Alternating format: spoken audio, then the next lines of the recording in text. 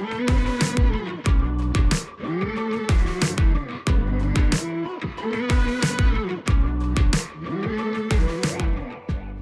listening to the Decidedly podcast with Sanger Smith and Sean Smith. Our mission is to help business owners like you defeat bad decision-making so you can improve your health, wealth, and relationships. We do this by digging deep into the stories and expertise of our guests and distilling their knowledge into actionable wisdom for you to carry into your life and business. If you're new to the show, welcome. Be sure to hit the subscribe button so you won't miss out on any of our weekly episodes. If you prefer to watch this week's episode, head on over to YouTube for the full video. Now, let's get into this week's episode and defeat bad decision-making in your life and business.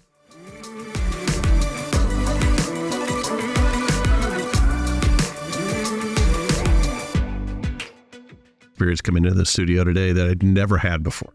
Okay. I stopped by Chick-fil-A. I go through, there's nobody in line. That is a unique experience. I know. Usually you circle that building like a cinnamon roll. Yeah. Yeah. Usually they've got, 4 people stationed outside. Oh, yeah. To basically beg you to not leave the line. No, there was nobody outside. Nobody taking order. I would go up to the machine. I say what I want, drive around, get it, leave. Didn't have to stop. Wow. I know. That's I loved a new thing. That's opposite of a Whataburger experience. It's the Lord's chicken. It is. There's something that they've really done there. Well, not only is it good chicken, it's amazing that they can make more money than most other franchises, even be closed on Sunday. Closed on Sunday? Yeah. Well, they're so committed to that everyone knows it. Yeah, so you rush. Everyone knows it. You ever wanted it and it's like you drive up and you realize, oh, good, man, there's no line. Like you pull up and then you realize, damn it, Sunday. Yeah, I think that's their little artificial scarcity. They don't actually care about God and Jesus, all that shit. It's a marketing point. No, when I went on a Sunday one time and they had taped up a sign on the screen, where you order, just said heathen. How dare you? Spend time with your family. Said go to church. Yeah. That's what it said. I felt bad. That's funny. Well, speaking of new experiences, our guest today is here to talk about curiosity. I'm glad I didn't think you were going to be able to connect Chick-fil-A to our guest. That's the game. I always can. I was really thinking I had you. You think I can't be got, but I thought I had you. I can do it. Speaking of new experiences, our guest today is here to talk about being curious and how to seek those out for yourself. Dr. Todd Kashdan is a professor of psychology and leading authority on curiosity, psychological flexibility, and effective dissent to keep people and organizations from getting stuck. He's a friend of the show. He was previously on episode 133, so check that out after you listen to this one. Todd's one of my favorite guests. He always has wisdom. He always has amazing stories, the cutting edge of clinical psychological studies, and pretty funny jokes. So stick around for our conversation with Todd. We talked about how to be curious, the benefits of being curious, some of the potential drawbacks of being curious. And if you're like me and you're constantly fact checking your friends and family at the dinner table with your iPhone, then this podcast is for you. If you're like everyone who knows me and you're constantly irritated by someone in your life who's constantly fact checking friends and family on their iPhone, then this podcast is also for you so you can understand those people better. Dr. Todd Kashdan, stick around. You'll learn a lot as long as you're curious. I'm Sanger Smith with my dad, Sean Smith, and this is Decidedly.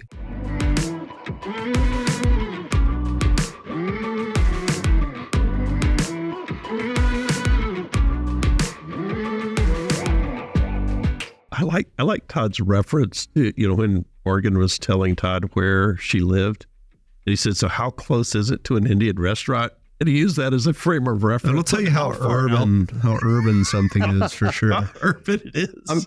I'm glad you picked that up because it's funny because when I'm from New York City, so when I moved to Virginia, I was like, all right, we need to meet in your independent film theaters, which is now like antiquated already, and then Indian, Thai, is there going to be a place where you could play football / soccer? Like these are all things that were like not on the real estate website. Right. So if we're looking for a nicer area of town, I'll ask, how close is it to a pottery barn? Yeah. There you go. And they'll ask you, what's your sexual orientation? It's great to it. I didn't deserve that. I did not deserve that. So I was Todd. I was thinking about you the other. I was listening to a podcast. You were on it. I don't remember which one it was. You had mentioned that you took your daughter to Tokyo when she was 11. Yeah. And I thought, and that caught my ear because I took my daughter to Tokyo when she was 11. I did this exact same thing. Yeah. And so tell me about what caused you to do that. How was that? So if I get to, to me, this is like how you train your kids to become good, curious, exploratory, courageous people is international travel. And also you get to discern which of your friends do you want to keep in the mix and which do you want to toss based on who's a good traveling companion for international travel. Oh, for sure. So Japan, it's so exotic, strange, weird. I didn't know, like you probably didn't until you got there, that I figured that, okay, you will learn more in 3 years that in this one trip, it'll be worth 3 years of education. And I had 2 daughters. It's actually a more interesting story. I'll give the short version. My daughter, Chloe, her twin sister, was supposed to go. It was her turn for a work trip with dad. She got upset because, and she regrets this now, is that week that we were going to go to Japan, she was going to be told who her, I think like 5th grade teacher was, and everyone was going to find out. And she's like, I can't miss that for Japan. Oh no, I'm like, it's a monumental life Yeah, moment. I can't go to Japan. I'm going to find out who my teacher is next year. We're flying first class. Everything was covered. We had all these trips planned. I'm like, okay, I have a feeling you're going to regret this in 10 years, but okay. And then her twin sister, Raven, is me in female form, was like, Dad, Chloe's not going. I'm going. And I said, here's the thing. It's tomorrow. So you have to be Chloe, and you're going to use Chloe's passport. I hope I don't get it wrong. Sweet. Oh, that's good. And you have to, when you sign signatures, you are Chloe.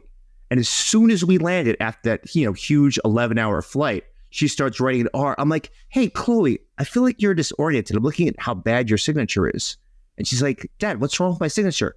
I'm like, Chloe, I don't think that you're in the right place right now. Do you want me to show you where to write it on the form? And then she's like, oh.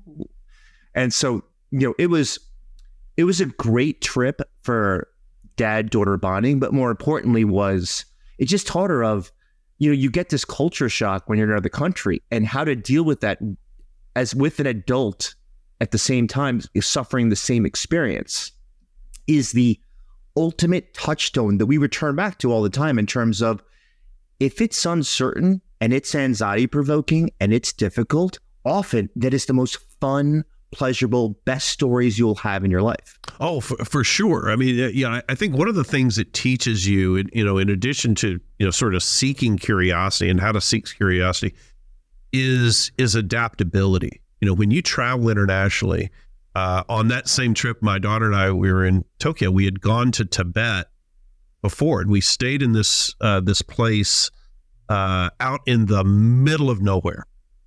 And the place had no heating or air conditioning, but they had about 30 blankets stacked on these pallets, and you would sleep and you would get under the appropriate number of blankets based on how cold it was. That was how they regulated it. There was a naked light bulb in the middle of the ceiling, and there was a bucket in the corner. There was no bathroom. You had to go outside down the sidewalk and through this, to this outhouse basically for the bathroom. It was rugged, but what it taught her was sort of this new experience of, well, how do I do this? How do I adapt? And just this, she has this innate curiosity, but I was finding ways to cultivate it. Try this new food. Hey, let's go over here. Let's do this. So I think it's wonderful to do. Yeah, I was going to ask you how your daughter did in terms of eating, because a lot of times the menu has no English whatsoever, and the waiters and waitresses can't speak English. Well, we had a rule in our family, Todd, and we had many rules. But when it came to food, we had a couple. And one was Smiths try new things. So if there was something on the menu that he noticed that we had never had, we had to order it. And then the second was a hungry kid is, or a picky kid is a hungry kid. And so we were basically not allowed to be picky. I love that. Yeah. It's so simple. So we'd when order he took something me- unique, and if you didn't want to eat it, that's okay. You don't have to eat it. You don't You're have not to eat getting it, but anything that's what the appetizer is. It's squid today. So Yeah. that's all you got. He took me to Peru. The same thing as you with your children is, it was like every year one of us gets a one-on-one trip, and the rules were we're going to go somewhere we've never been and do something we've never done. So there were maybe not the whole trip would be a thing that we've never done, but there's going to be at least like a day or two of an activity at a minimum that is, you've never done this before. Maybe it's scuba diving, maybe it's paragliding, maybe it's, camping, river rafting, whatever it is. And then the place, of course, was unique too. So the weirdest thing I ever ate was guinea pig in Peru. And I couldn't get out of it. I knew I wasn't going to get out of it, so I just tried it. What's the condiment they give you with the guinea pig? Nothing. Nothing. You're going raw on the guinea pig. Yeah. Just Do like you give go me the guinea go pig. medium rare? I have no concept of what you do with Head and They all. spit roast it whole body. So they present it to you. It's a full guinea pig, and you can see like the eyes and the teeth. Yeah, It's kind of nasty, but it tasted pretty good. Is the guinea pig like the pigeon in the US in terms of like the lowest rung, just get out of our face? Is that why you would eat it? You mean like they give it to the American tourists to like insult them? Like, here's your food, you slobs. No, I think it's actually kind of, it's a relatively common dish there. It's not like you're Like going to see rabbit. fast food restaurants with guinea pig, but it was like most restaurants had it on the menu, unless they were like a sushi restaurant or something. Yeah, I mean, one of the fun parts of traveling to Asia is to figure out what's inside of a McDonald's, because you get salmon, you get sushi, get shrimp tempura, and then you ask yourself like, oh, this would kill in the United States. Like, I don't understand why they think McDonald's is amazing overseas. Yeah, McDonald's is 7-Eleven's incredible. Right, Yeah. exactly. Last year I had like a 12-hour layover in Paris last summer, and it was just enough time for me to go to McDonald's, get a large fry and an eclair, and then go to the Eiffel Tower and take a picture with a mouthful of French fries, which I thought was hilarious. But that was, for my 12 hours in Paris, I enjoyed the McDonald's more than the Eiffel Tower. It was like, whoa, I ordered a Coca-Cola and they gave me a full like glass souvenir cup inside the bag that I still have. And it was like the burger resembled the picture. It wasn't smashed into a little paper wad. Like, they really give it their all over there. This is the beauty of taking children traveling, is they appreciate the small things. Wait, so what was your adventure in Peru, and what was your novel adventure in France? So we did two things in Peru that I had never done, but we did a few, but the highlights were paragliding, which Sean did powered paragliding, just paragliding with a propeller on your back, because we don't have cliffs and mountains in Texas. So I had done it. he had done paragliding. I had not. So this is like the second day in Peru. We drive out to this mountain in the middle of nowhere, which probably was a hill, but to me was a mountain at the time. And we hike up to the top, and this guy Eduardo's like, "All right, you're going to fly today." And I was like, "Oh my gosh, what, by myself?" It was like, "Yeah, man." So he kind of like gave me basic instructions. He's like, "All right, so you want to go right? You pull right. You want to go left? You pull left. You want to pull the brakes? You just pull both, okay? I think you're good to go." And I was like, "No way, man." They let so me limited instructions. Yeah, we didn't practice. We didn't watch videos. I'm not sure there was a waiver involved. It was the basics. And then like I'm all strapped up. I'm ready to go. And you run and jump off the mountain, right? Like the wind picks your glider up and just pulls your feet up off the ground. And then ideally you don't touch the ground again until it's all over on purpose. And he goes, "Oh yeah, by the way, when you're ready to brake, don't pull them too hard. All right, buddy. And I was like, what does that mean? What do you mean don't pull them too hard? Like, he goes, if you pull them too hard, you're going to have a bad time. And I was like, I'm not liking this. So I run off, and like in, 5 seconds later, I'm flying by myself, and I'm like, oh, holy crap. And I can see the little car that we drove up in. It looks like a little Hot Wheels car. It's like tiny way down there. I'm like, oh my gosh, I am doing this by myself. And I get to the end, and I'm like, okay, I remember what Eduardo said. Like, don't just yank the brakes. Yeah, because if you don't want to stop 12 feet in the air, because that's what you want to do, by the way. You want to, you're like, oh, here comes the ground, here comes the ground, here comes the ground. You want to just go, ah, like you would if you like ran up on a red light, a little bit late. Yeah. And that's not good, because you'll just fall. So I'm like having to kind of like lightly squeeze. And somehow I stuck the landing, both feet, did not fall over. And it was funny, like Time Hop app where it sends you like memories. Anyway, they'll send you memories of like phone pictures and videos you took. Sean sent me that video like a week ago. Yeah. It was like on this day 12 years ago or something like that. Yeah. I don't know why people are talking about Simone Biles when there's you paragliding. That's what I'm thinking. I mean, it feels like there's a equal level of athletic prowess.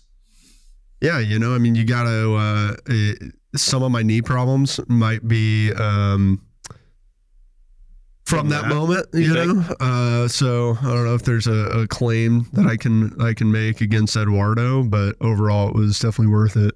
Yeah, there's a great part of this of like not going to a litigious society is you get to do these really high risk activities because you have, they're going to look down at you if you even say anything negative to Eduardo. You want to travel somewhere without tort law. Right. Yeah, that's the thing. Did you find that when you start to cultivate curiosity, do those experiences in your younger life, whether they're cultivated by your parents or they just come upon you, do those carry forward and create or stifle curiosity later on? Yeah, it's a good question. I mean, in some ways you have this critical developmental window. Let's say it's sort of like when you develop self-consciousness. So kind of between 10 and 15. It's one of the reasons why you've got this research showing that your favorite music during your lifetime sort of freezes around 18 to 21. It's like whatever you like then. And whatever athletic team you liked when you were around the age of 11 or 12 is pretty much your favorite team for the rest of your lifetime, particularly when you focus on players. Why do you think that happens? Like my mother-in-law, she loves Elvis. Like, she's 80, but a lot of people do. But is it that formation of what you liked in your formative years just locks in? Why does that happen?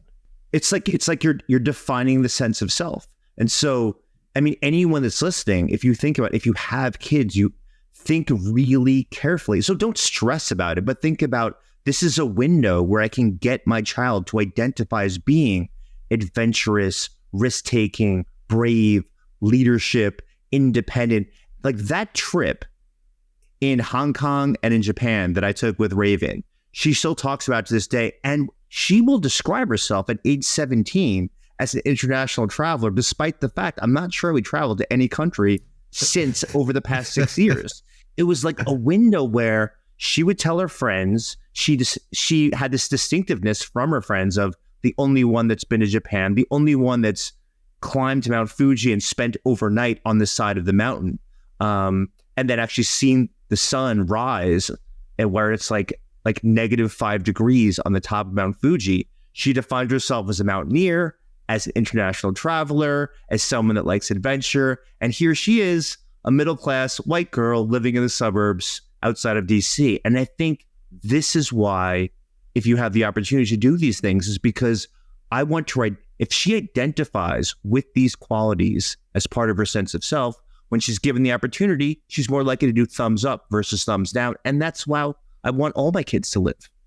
Yeah, I think when we look at seeking different types of, talk about seeking curiosity, there are different ways that manifests itself. I think, for example, Sanger has a tendency to be on a Colby index, a high fact finder, right? So he's gonna research stuff and really dig into it. And other people may just want to sort of get the tip of the iceberg thing. It was so funny. So last night we were talking about, what was it? And Mom said, hey, how do you know that? You go, well, I just know things you were talking about. We were talking about the history of the mascots of Aunt Jemima. Yeah, we get into this history of the mascots of Aunt Jemima. And you happen to know like the history of Aunt Jemima, like where it originated and blah, blah, blah. Y'all were questioning me. It wasn't a real person. It was a theatrical representation. And there were plenty of people who played this character through the years, starting all the way back to 1870 or whatever. So I knew what was going on. I knew that you had gone down a rabbit hole and had gotten just deep into this Aunt Jemima lore. And Mom was just like baffled, like why in the hell you would know all of this stuff that you knew about how, like, oh, there was this one lady from, Hawkins, Texas, who played the character back in the 1920s. And it was so funny. So are there different types of curiosity? I guess is what I'm asking.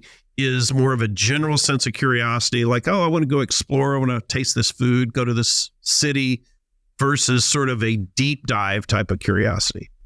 Yes. So the one you're describing was Sanger, which is great because I'm sure all of those dozens of hours to learn about Aunt Jemima will serve for one question at one trivia night at one bar on a Tuesday.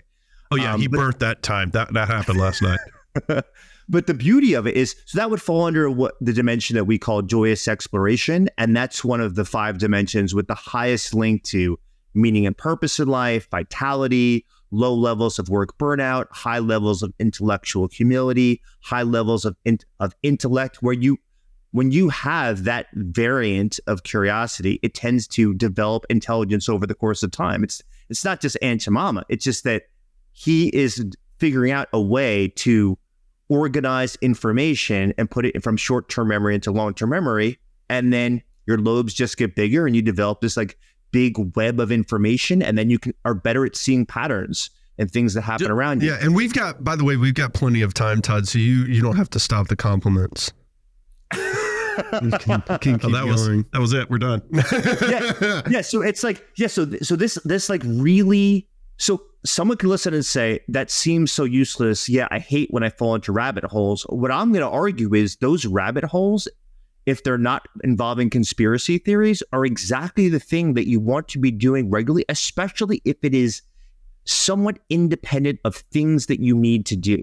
Because just the way of being able to gather information effectively, sift through useful and useless sources, figure out which are helpful sources and which seem to be malevolent sources. All of that in terms of all that information searching tendency tends to be useful for everything that you need in life. Everything from getting lost in Poland to figure out how do you get to the Auschwitz Museum to starting a new job and figuring out, okay, I don't have the passwords to this computer that I've just been assigned this terminal. Who do I go to? No one gave me the name of who the IT are. Nobody told me where their office is. How do you figure this out? And then if you were to do a scavenger hunt, with your friends in a college fraternity or college sorority, and you weren't allowed to bring your phones, how do you find out how to get home? So that information of going through a rabbit hole effectively and acquiring information, what I call joyous exploration, is a really useful skill or strength to develop. Yeah, it seems to make other fact-finding missions a little bit easier and more efficient. It's like practice for a real important opportunity. When I've got to discern what's true or false quickly, maybe I don't have the resources at hand to go scroll through the 7th page of Wikipedia on my phone. I can observe the patterns of behavior and the way people talk and the facts that they're telling me are true, and kind of go, based on all the times that I nerd out on stupid stuff, this is not really sounding like it's correct, or it's the information I'm getting from you is not sounding like you did the deep dive that I would have done to speak as confidently on this topic. And I can kind of like figure out whether something's real or fake. Call somebody on their bullshit pretty quickly. Is that what you mean? Or just know that it's bullshit and just let them let them keep talking. Let them spout it. So you made the comment that somebody who sort of enjoys that joyous exploration tends to have higher meaning in life or higher satisfaction. Does one lead to the other, or are these just people who happen to have both characteristics? Well, you see it in kids. I mean, they've done studies that are 15 years long of 3-year-olds, and you find that those kids that are the greatest information seekers, when they're 3 years old, they develop more intelligence at age 15 years later, but you don't see evidence for the other way around. And this makes sense. Really intelligent kids at age 3. So this is basically mostly genetics. You got smart parents, smart grandparents, you tend to be smart. You're good at processing information. Does not mean you're going to be curious 15 years later. And one of the reasons is because when you are reinforced regularly that you are able to give good answers to questions and you're able to do well on tests, tell good stories, people tell you, listen, God, I wish I was you when at such a young age. I can't believe how wise you are. People often stop in their tracks and they lose that sense of wonder and intrigue about the world. Whereas sometimes those kids that have a learning disability, maybe a little bit of autism, maybe difficulty reading, is that those kids have to find workarounds. And so you often find that there's a subset of people that have intellectual difficulties or disabilities, depending on what term you want to use, at a younger age, but they're curious and they become more, that combination is they become more intelligent over the course of time, is because they figure out, I'm so interested in figuring out how it is that you could throw a basketball to get 95% of your free throws in. I'm going to start learning about biomechanics and physics, the arc of the ball and like how do you hold the ball effectively. And then over the course of the time, they learn this not because they're necessarily intelligent from the start. It's because they just need to know this information, what we call deprivation sensitivity. That's another variant of curiosity. Don't want to sound like a smart aleck here, but this is one where you're interested in finding out the answer because there's a gap in your knowledge. You have this craving or itch to fill, and actually that person often looks really neurotic because they're really almost stressed out of like, I need to know how to do this because I'm going to be on a basketball court in a few months for summer camp. And so they start researching, studying, and experimenting. They look stressed out, but in reality, you're misinterpreting someone that's actually extremely curious. This variant it's that you have this itch that has to be scratched. You have to seek out more information because you have this need to know. And we don't necessarily want to stop that. So it's important for us to be able to recognize what it looks like. And environment seems to matter a lot. It's like you can really beat that out of somebody, especially when they're younger. But even when you're older, if somebody doesn't have the means to leave an environment very easily, or it would come at a big sacrifice to themselves and their family to leave a job where their creativity is stifled. I've seen people just kind of give up really quick, even though as an adult prior to this job, they were very creative or they were very inquisitive, and now they're not. For someone who may feel like naturally they're not that way, they're not very inquisitive, whether it's because their environment made them that way as a child, as a young adult, or it's just their natural temperament. Is there any hope for them past, these formative years where they kind of get set in their behavior patterns? Is there any hope for someone who's older to say, hey, I kind of want to build this skill? Yeah, let me break this into two parts. First, the hope part, and then second, really quick, I'll give like a little tip that'll actually help everyone be a little bit more curious. The hope part is simple, is each of us has so much variability in the moments where we're bored and curious. This is the sign that there are things that we can build upon. And the simple example is this, is I don't know whatever your music platform, whether you listen to CDs still, good for you, and vinyls, whether you use Spotify or Pandora or some streaming station. The thing is, some music, as soon as you listen to it, you're like, that's intriguing. Haven't heard that before. Sounds a little bit like Zeppelin, a little bit like the White Stripes combined together, a little bit morose. I feel a little bit of Smiths in there. I'm going to listen to this. Other songs, you completely tune out and you're skipping to the next track immediately when it happens there. But there's some things that grab you. So you have this innate curiosity and you have this innate disdain for a lot of new things as well. Same thing if you go to the gym. You walk into a gym with a ton of new equipment that goes in there. Some of the things you're going to gravitate towards and look at the instructions of like, what the hell is that? Is that for your shoulders, your calves? I have no idea what that machine is for. And other ones you're going to walk right past by and just, it's not going to catch your eye. These are signs that we naturally vary in terms of what interests us and what bores us. So that's the hopeful part is nobody is bored 100% of the time. Nobody's curious all the time. We oscillate between these states. Now, one of the best strategies, which actually hasn't got that much fanfare since the 1980s, is this idea of think of something that you get extremely bored by just without ever really trying it. So it might be knitting. It might be watching football games. It might be doing the dishes. It might be doing your lawn, not with like an amazing John Deere where you get to wear your Bose headphones and kind of sit and enjoy yourself, but like the hand rolling, the old school one where like your forearms will eventually give out for you mowing your own lawn.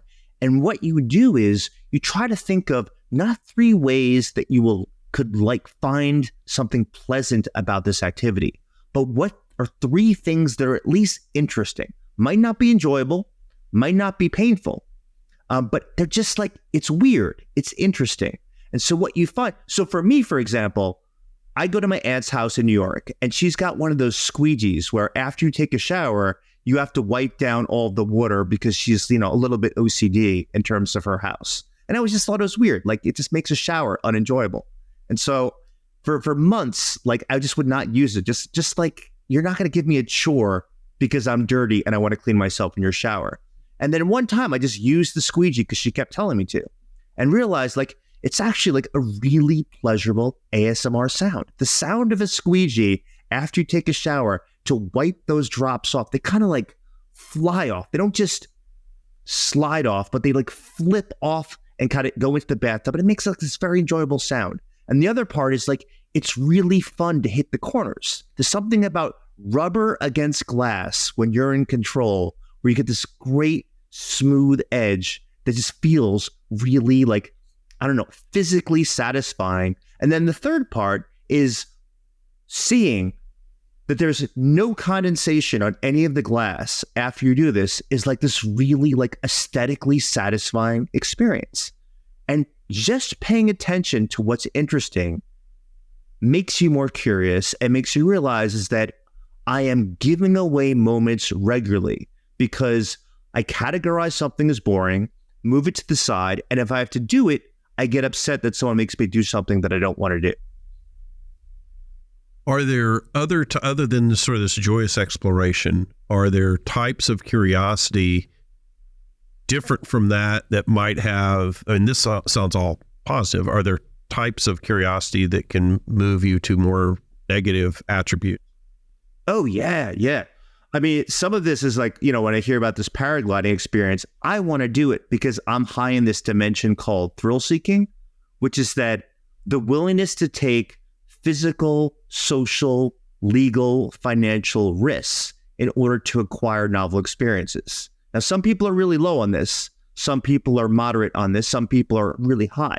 What we found is this tends to be inversely related to life satisfaction, good, healthy relationships, having lots of friends. You tend to be lonelier, but you get these quick, short rushes. And so this is where you get people that are big gamblers, when you get people that like to, get into fisticuffs and mixed martial arts, when you get people that, that like to be trolls on the internet, they tend to be really high in thrill seeking. They get really quick highs, but in general, their life tends to be less satisfying.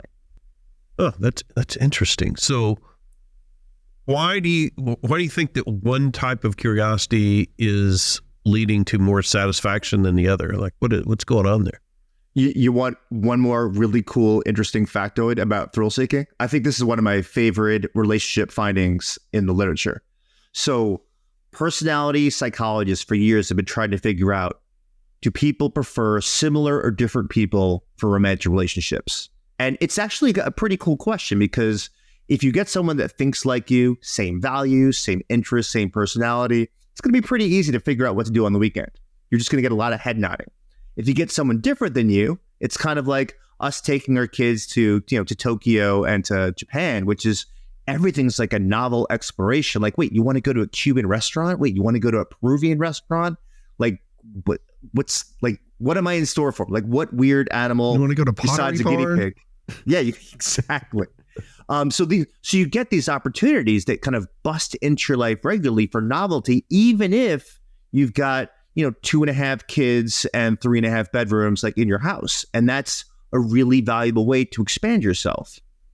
So the question is, which personality traits should you be similar on that would predict a long, healthy relationship, and which personality traits, if you were different on with a romantic partner, are you pretty much going to have a high probability of unnecessary conflict and divorce and problems? And you find the number one personality trait when there's a difference between partners that predicts relationship problems and quick, unwanted relationship endings is the big difference on thrill seeking. So if one partner is high on thrill seeking and one person is like, hell's no, that happens there, that is a terrible combination in general for relationships. Yeah, I would imagine. Because you're not going to have a partner to go thrill seek with. You're going to have somebody who's the brake to your gas pedal all the time. So. Yeah, that makes sense. Yeah, but if you think about this, imagine I told you to find it the exact opposite way. We would be saying, well, you can imagine if someone else went on these, on these journeys, these odysseys, and they came back. It'd be so much fun to hear all their stories. And this way I don't have to do them because I can get them secondhand through you. It's kind of one of the cool things. To me, it's the beauty of psychological science is that we can make a story no matter how those findings worked out. So it's really important to figure out what actually moves the needle on living a fulfilling life. I imagine the low thrill-seeking individuals aren't very interested in those stories, though. It's like when I talk to my grandma about the most mundane thing I've ever done in my life, she goes, well, over on that part of town, there was a murder on the news last weekend. I'm like, well, why are you? I was just telling you where the new ice cream restaurant is. And now you're making me, you're questioning my judgment now. But that's how she is. She's keenly aware of threats. And she, I don't want to tell her my skydiving story. She's not going to really enjoy it. She's not going to go, and then she's going to go, no, why'd you do that? Stop. Yeah. Positive affirmation from telling that. So what are the characteristics? So matching up on thrill seeking would be important. What are the ones that are less, you said opposites, right? Yeah. That doesn't lead to problems? Yeah. Okay. So one is, and this defies a lot of things that you'll find online, is if you deviate, one person's really introverted and one person's really extroverted, has almost no impact on the quality of relationship. And that's a really promising finding, because I think this is the one people think about the most. And there's a lot of what I call fake introverts throughout in the world. I think it's appeared post-pandemic where people say, no, I'm really introverted because my energy gets sapped after spending 3 hours with people and I just want to go home and read a book or watch a movie. That's most of humanity. There are way more people who say they are introverts who aren't than the opposite. Yeah.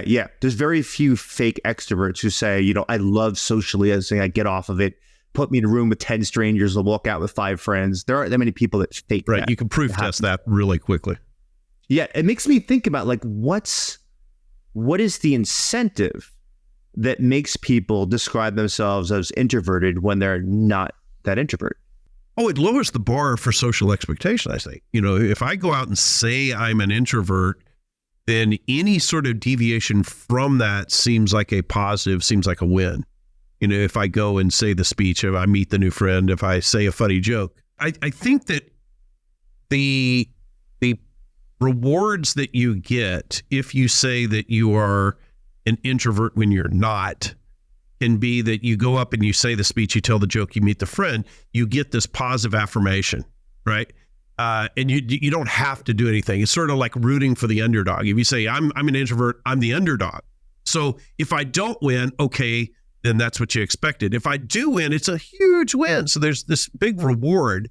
So I think that's why a lot of people sort of play the introvert when maybe they're really not. Yeah, the self-handicapping. Hey, can I tell you a weird story about the most famous Kashdan in family history? Oh, let's hear it. Because this relates. So I have this great uncle, Isaac Kashdan, and he's in the U.S. Chess Hall of Fame. He was in the chess Olympiads. I mean, this is like nerd level 5 that he was involved in here. He was on the Groucho Marx show, which was basically Stephen Colbert or whatever is the late night show of that era that happened there. And even there was in the New York Times in, I think it was like the 1940s, there was a Ripley's Believe It or Not. And it was like a little image in the paper. It said, Kashdan means chestnut. That's how famous he was. Like you could put a Ripley's Believe It or Not thing that only talked about my last name. And he was on the show Groucho Marx, and Groucho Marx brought him on and my great aunt, and he said like, hey, how much would you be willing to accept money wise for your wife? And this sheik like offered $1 million for his wife, and he was an insurance salesman because being a famous chess player doesn't make you enough money. And he was actually debating on the show of like, it was kind of like the origin of Indecent Proposal with who was the one with Robert Redford and someone from the Demi Bratz. Moore and Demi Moore. Woody Harrelson. Yeah. It started with Isaac Kashdan, and he basically is like, okay, you know what? Never mind. I'm not going to take any money from my wife. So sometimes when I'm around a chessboard, especially when I was in my 20s and I was in New York City and hanging around when they have those chessboards in the park, people would ask me my last name. I would say Kashdan. They're like, oh, like you must be an amazing chess player. Let's play. Now, I'm a pretty good chess player, but because of exactly what you're talking about with fake introverts seeking validation and they want to be the underdog, I'd regularly say like, you know what? Like, I'm not going to play because I can't live up to Isaac Kashdan and my name that happens there. And then people would be like, oh my God, he must be so good because he won't even play us. Like he doesn't like, I got to feel like and the thing was, I was just like, I'm like a B- chess player. But like there was this, when I was in college and when I was in grad school, there was this aura around me that I was this amazing chess player. I was so good. I would not play with other PhD students. I would not play with mere mortals, like as if, and it got bigger and faker of like, I must be in these massive tournaments and like not talk about it that happens there. And in reality, just kind of like a sucky chess player. That's good. I'm going to start doing that for all things I don't want to do. I thought you were ready.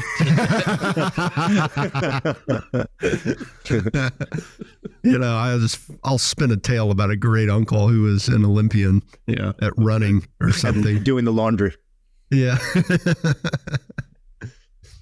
So what are the other types of curiosity? We've talked about joyous exploration, talked about sort of deprivation sensitivity, and then thrill seeking. And then the one that we found that has the highest link with almost every indicator of well-being, work engagement, work productivity, work creativity. It's my favorite dimension.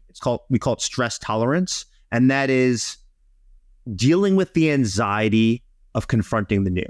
So anytime you bring novelty into your life, if we were right now having a conversation with a bunch of people from Kenya who were, like social scientists or poets, or there would be so much novelty that we would just be asking tons of questions in terms of how do you make a living as a poet? Like what do your parents say? Like what was like the origin of like, is that even a career? Like in Kenya, is that a career? I didn't even know it could be a career. My career counselor never mentioned that this way. There's so much novelty. There's a little bit of anxiety in terms of like, how do you deal with this? Like, what do you ask? What do you say? What do you do in the situation? It's the feeling you get when you walk into an escape room with your friends. The very first minute when the lights turn on, or at least partially if it's a haunted house-like escape room, and you're like, to get out of this room, I need to quickly scan and figure out like what's at my disposal that I have to work with that happens there. There is a little bit of anxiety that arises there. And if you can't tolerate the anxiety of confronting the new, then you tend to abort early. You tend to prematurely escape situations where there's opportunities to learn, grow, expand yourself. And so this dimension, that you can comfortably work with the negative feelings that arise when you're in novel, uncertain, complex situations, that tends to be the dimension that's the most important for well-being. So how do you calibrate the curiosity the right way so that you don't move into a realm of anxiety where it causes you freeze on decision making or go down a rabbit hole that's not productive? Yeah, it's a great question. So the latter one is a really hard one to work with in terms of how do you prevent yourself from searching for information or exploring things that have no real value. I would actually argue that I think society pushes us so much to be on task and working so hard and spending so much time with our kids that we don't allow enough rabbit holes. That if anything, if there was any message, it's like you need more rabbit holes in your life just to meander, wander, like not listen to music, not listen to podcasts, just get your 10,000 steps, just staring at things. Like notice the fact that that leaf on the ground is actually this very weird insect that has amazing camouflage. How the hell did it end up in your suburb that comes in there? And then how many generations did it take to reach the level where it actually really looks like a leaf? Like we aren't doing enough of just these moments of just purely unadulterated wonder that has no ties whatsoever to parenting, to relationships, to work. And those moments energize us and actually like really build this muscle for us to be in the present moment, to be exploratory. So I'm going to kind of push for that. But for the anxiety part, I think the important thing, if I can give one strategy for people that's listening, it's that be very carefully attentive to what your internal monologue is. Because when we're in these situations that are interesting but anxiety provoking, our mind often says a lot of self-deprecating things. I'm stupid. You have no idea what to say. You're making a fool out of yourself. Nobody likes you. Notice that nobody's talking to you. Notice that nobody's making eye contact with you. Your mind loves to tell you that, hey, be careful. You might get banished from the group and you better be socially anxious right now and realize that you should say something or do something so at least people like you a little bit and don't reject you. And just to be very attentive of just because your mind says something has no correlation whatsoever whether that thought is actually accurate. Yeah, my wife uses the phrase that's anxiety talking. It is to distance it from reality, to say that is just what anxiety is telling you. That's not reality. That's not truth. It's just your anxiety talking at you. Yeah, that's pretty close to what I do. I often say like, thank you, mind, for being such a prick. I'm going to come back into the present moment. So I treat it as if it's like this secondary creature that just floats around above my eyes. And sometimes it's my friend, and sometimes it's my foe, and sometimes we duke it out. And when you refer to it as a third person, it's a lot easier then to challenge it, question it, or more importantly, acknowledge it and come right back into the present moment. And this is if the three of us right now were talking on stage in front of 7,000 people in an opera theater, you get a little bit higher heart rate, a little higher blood pressure, a little more sweat in your fingers that happens there. When these thoughts come up of, oh my God, I'm losing the audience. They're so bored right now.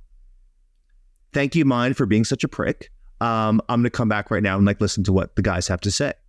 And just that acknowledgement is that I'm not suppressing it. I'm not concealing it. I'm not trying to hide from it. I'm also not trying to challenge it. I'm just saying, you're talking a lot. I'm going to come back in the present. And because there's not an adversarial relationship, I'm not wasting mental energy. I only have so much working memory to pay attention in the present moment in a given time. I'm not going to waste it trying to push back and hide those negative thoughts. So the worst advice to give somebody is just relax. Don't think about it.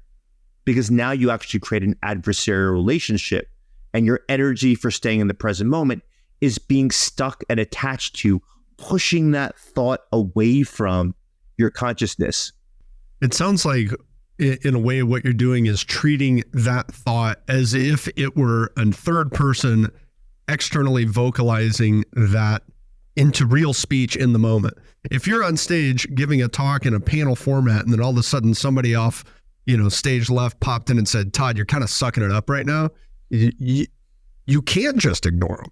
If you were to ignore them, you look like the weird guy. You actually look kind of insecure. And we all in the audience can see, hey, Todd's kind of just ignoring this guy who's heckling it. If you turn and go, okay, thank you. Bye. I appreciate it, but I'm going to focus on what we're doing. That's the appropriate response. Same thing if I'm working alone on something that, I'm working on building a presentation for an important meeting I have tomorrow. And I have this thought that comes up and says, hey, they're not going to go for this. You kind of are wasting your time here. Okay, thank you. That was rude, but I'm going to at least do my best. If I acknowledge it in the same way that I would normal speech, it kind of seems like I'm going to get a more reasonable reaction from myself. Yeah. I would push back a tiny bit on the heckler. So as someone who's now taught for 24 years in college classrooms, I get a lot of hecklers, 20-somethings. In the college classroom? Oh, yeah. I mean, I'm sure you've read articles of how rude and obnoxious a small subset of college students can be now that they would never do to our parents or grandparents, like if they were professors right now. It's, we can go on stories on tangents of that for days. So like I'll regularly have a student of saying, I call bullshit. I think everything you just said was nonsense. And I'll say, that is a strong thought. I respect you for challenging the man, the authority. Here, why don't you come up here and let's do a demonstration of exactly what I was talking about. And then you let me know if you feel something or think something differently from what you just said before. And this is in that moment that I'm thinking of right now, that student said, no, I'm too afraid to come up there. I'm like, well, that's interesting. Well, let's pause the content of the class for this moment. So I'm talking about how to savor moments.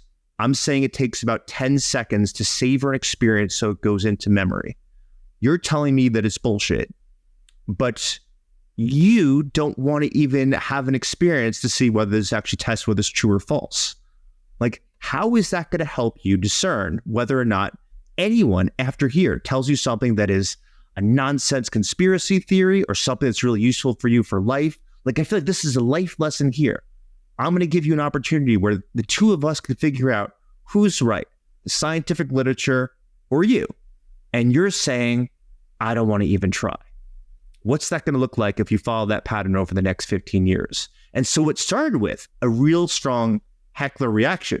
Like when you're teaching a class and someone just, it's like being like Congress going after somebody. Like I call bullshit on this. Like everyone's looking at me to see how I respond. I was going to make this collaborative, and it ended up being a new, even better lesson, which is what you do in this moment challenging me doesn't matter.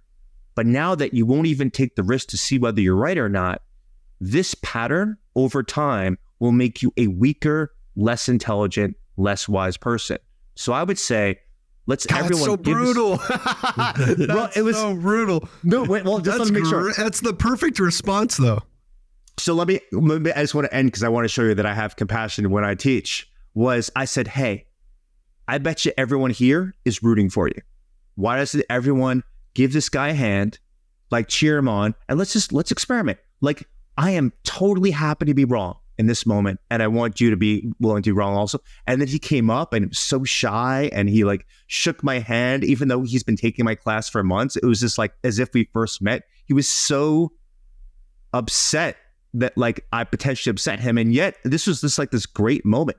And it ended up being, I was showing is that you can savor something in, takes about 10 seconds for it to be sticky that happens there. And he said, which almost never happens on social media, but it happens in real life, which was like, you know what? Like, I apologize. I came too strong. I'm like, hey, don't apologize. I like that you challenged me. But if you phrase it a little bit differently, anybody would be receptive to you. You kind of came at me a little bit hard with guns blazing. And like, I want you to graduate and go into the workplace and challenge people, but I want them to be like, this guy has a pretty cool like thought. Like, let's see what he has to say. And if you come out with guns blazing, they're going to say, oh, he's one of those guys. Like, yeah, let's not invite him to the next meeting that happens there. So Yeah, it's interesting. Yeah, the lesson changed, and it ended up being like, this is why I love teaching. It's like this great moment and it wasn't just him, everyone else there got it secondhand. Yeah, there's this overshadowing that's happening of sort of the potential loss of social status that was overshadowing the positive outcome that could have happened from the learning and the curiosity. And so I think that's good to sort of take away and recognize that there may be things that keep us from seeking that curiosity, and that is sort of revealing that I don't know, or looking silly, or I don't want to ask the question, even though I want to seek curiosity. I don't want to ask the question because I don't want it to look like I don't know.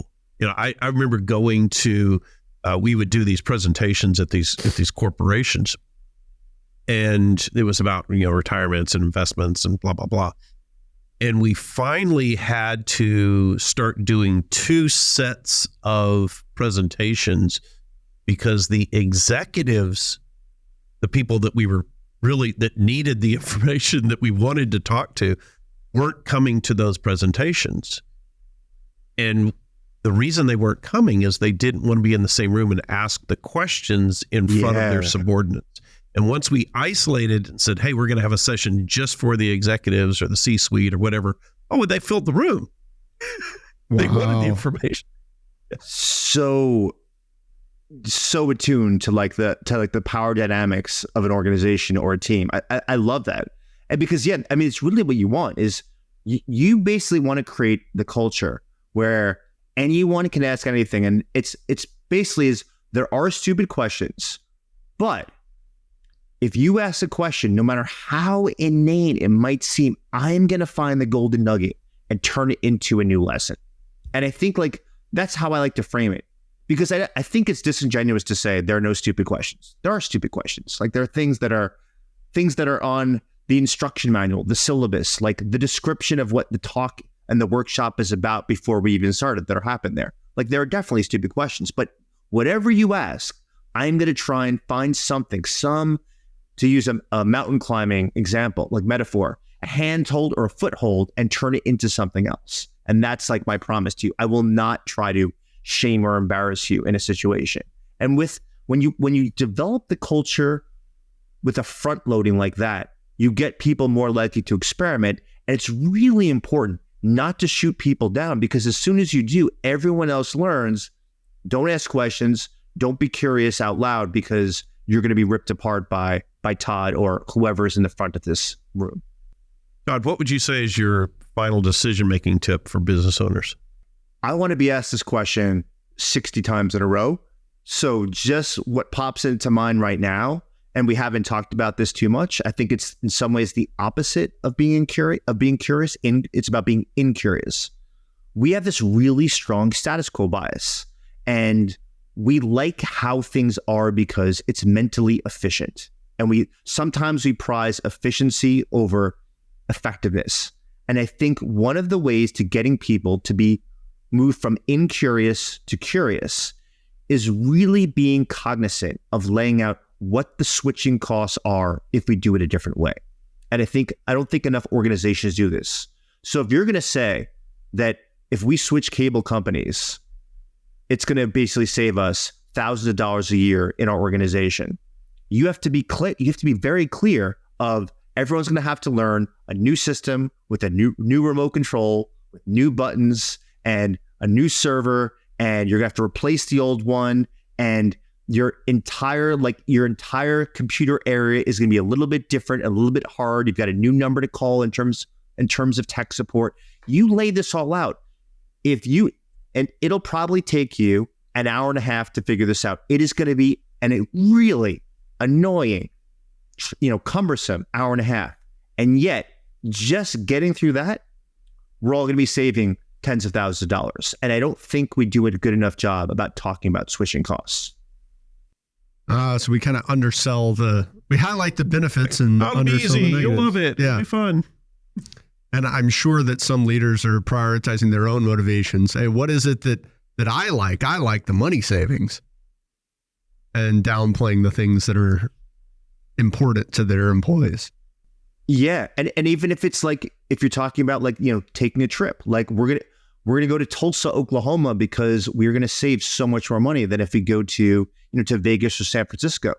You've got to explain like what the costs are, what we're going to miss out on, and then why we're doing this. And with that extra money, we're going to be doing X, Y, and Z. So are you willing to go to Tulsa? And you're going to be able to have, when you tell me that your kid has a sporting event, guess what? I'm going to be able to let you take a day off, an extra day off per year because of that saved money. So if you don't explain the costs, and if you don't explain like what we can do by incurring those costs, people are more inclined to stick with the status quo. That's so helpful. Todd, where can people connect with you and the work that you're doing? Everything's on my website, toddkashdan.com, and subscribe to my newsletter on Substack, Provoked, where you get all this information for free that's popped into my head. Perfect. Thanks, Todd. Thanks, Todd. It was great talking to you. My pleasure.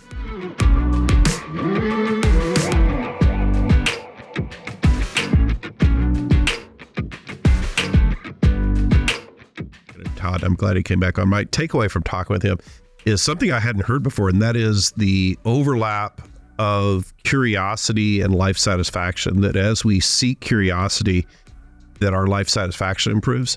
And so it was, as I was listening to him talk about that, I was like, I need to look at ways to cultivate that curiosity and not be hesitant to go down rabbit holes and explore something and research something and find ways to learn more about things that I just have an interest in, and let that energy just sort of flow, because it gives you confidence, it gives you that knowledge, it gives you that experience that seems to, based on what he's saying, give you benefits in other areas as well, not just that one thin stream of knowledge that you gain.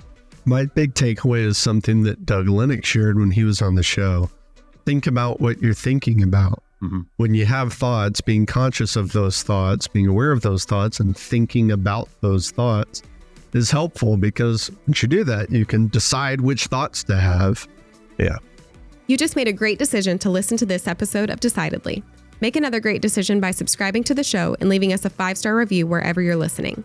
We appreciate the support. It helps business owners like you find our community and defeat bad decision-making in their own lives. For more decision-making insights, check us out at decidedlypodcast.com, on Instagram at decidedlypodcast, or grab a copy of Sanger and Sean's books from the links in the show notes. Finally, we'd like to thank Shelby Peterson of Transcend Media for editing and post-production of the show. Thanks for listening. I'm Morgan, your producer, and this is Decidedly.